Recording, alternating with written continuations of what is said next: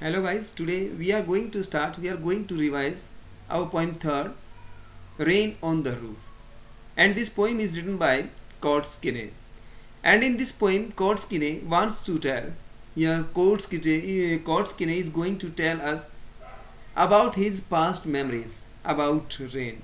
When rain, when rain falls on his house roof, then he he recalled his mother's and his childhood memories.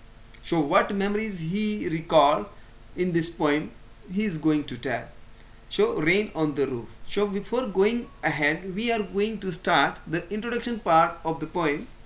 So from the title of the poem, Rain on the Roof, we can make out that the poem is about the rain. From the title, and the title of this poem is rain on the roof, और उसी title से हमें पता चल रहा है कि ये जो पोइम है ये पोइम बारिश के बारे में है, रेन के बारे में है. The poet is telling us about the memories he has of the rain, और जो पोइट है वो हमें अपनी मेमोरीज को, अपनी याददाश्त को बता रहा है जो वो बारिश के बारे में रखता है.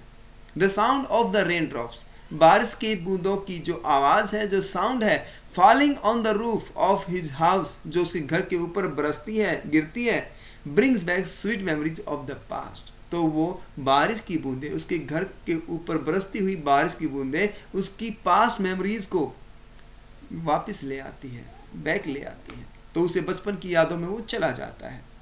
So this is the introduction part. Now the summary of the poem. The poem rain on the roof talks about the poem's varied reactions to the sound of raindrops falling on the roof of his house. So what the poem Rain on the Roof बताती है about poet's varied reactions, कि जब बारिश की बूंदें poet की घर की छत के ऊपर बरसती हैं तो उसके क्या क्या रिएक्शंस आते हैं, उन रिएक्शंस के बारे में वो बता रहा है. He says the raindrops at night, कि वो कहता है कि जो बारिश की बूंदें रात में आर लाइक टीयर्स, कि वो आंसुओं की तरह हैं. Said by the said dark night, जो उदास और काली रात के द्वारा बरसाई गई है, या उदास या काली रात जब रो रही है तो बारिश की जो बूंदें पड़ रही हैं या बूंदें जो गिर रही हैं वो बूंदें क्या हैं, वो बारिश की बूंदें हैं. वो बूंदें क्या हैं कि वो रात की, अंधेरी रात की, उदास रात की के आंसू हैं जो गिर रहे हैं.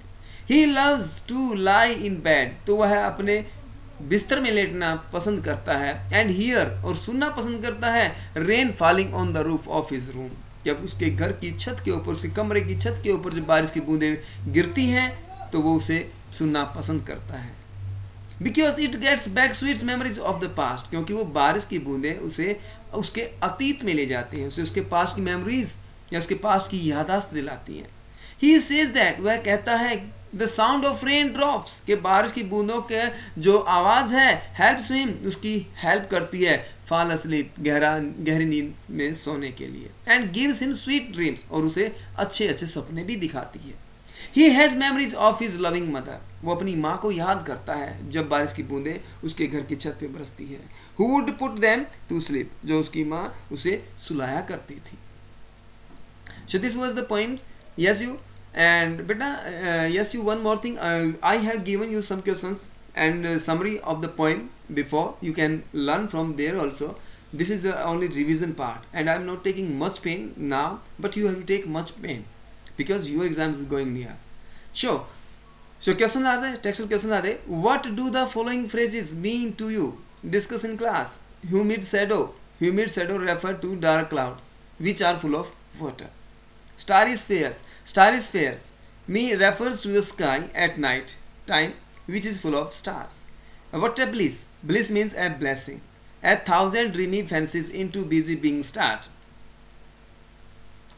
Yes, so into busy being start. So a thousand dreamy fancies into busy being start means that people start having very sweet dreams. के लोगों के बहुत सारे हजारों सपने हैं. A thousand recollections weave their air threads into woof. A thousand recollections, हजारों यादाश्त, weave their air threads into woof, दुख में. So a thousand recollections weave their air threads into woof means that when people are sleep, जब रात को लोग सो रहे होते हैं, the memories of the past come back to their memories to their mind, तो अतीत की यादें उनके माइंड में आ जाती हैं in the form of dream, किसके तौर पे, सपनों के फॉर्म में, सपनों के रूप में। What does the poet like to do when it rains, कि जब बारिश आती है तो पोइट क्या करना पसंद करता है। when it rains, जब बारिश होती है, the poets likes to lay in bed, तो पोइट्स जो है अपने बेड में, अपने बिस्तर में लेटना पसंद करता है। and hear the rain falling on the roof of his room, और बारिश की बूंदों को गिरते हुए, अपने घर की छत पे गिरते हुए सुनने का आनंद लेता है, सुनने का मजा लेता है, सुनना पसंद करता है।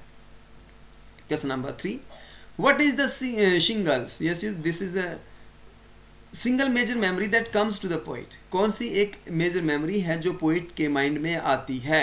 Who are the darling dreamers he refers to, और किस डार्लिंग ड्रीमर्स की को यहाँ पे वो रेफर कर रहा है। The poet has memories of his beloved mother, poet अपनी माँ को याद करता है। When he was a child, जब वो बच्चा था, सी वुड पुट हिम, वो उसे सुलाती थी, एंड सिबलिंग्स टू बेड, और सुने के भाई को सुलाती थी, and allowed them to sleep till late, और उनको वो परमिशन देती थी, उनको कहती थी कि वो देर तक सोएं। They had sweet dreams in their sleeps, और उस स्लीप में, उस नींद में उन्हें बड़े अच्छे अच्छे मीठे मीठे सपने आते थे। Darling dreamers refer to the poet, darling dreamer जो है पोइट को रेफर कर रहा है, एंड हिज सिबलिंग्स, उसके भाई को रेफर कर रहा है। व्हेन दे वर चिल्ड्रन, जब वो बच्चे थे, एंड हैड स्वीट ड्रीम, जब वो मीठे सपने लेते थे। They were loved by their mother and so were her darlings, और वो उसकी माँ उन्हें बहुत प्यार करती थी, इसलिए वो अपनी उसकी माँ की डार्लिंग थे। Show in is the poet now a child, is his mother still alive, क्या अभी भी पोइट एक बच्चा है, क्या उसकी माँ अभी भी जिंदा है। No now the poet is not a child, नहीं अब पोइट एक बच्चा नहीं है। ही इज एन अडल्ट, वो एक अब वयस्क हो गया, जवान हो गया है। His mother is not alive anymore, अब उसकी माँ जिंदा नहीं है। So this was the video regarding this, yes, Rain on the Roof by Kotsky. Thank you, have a nice day.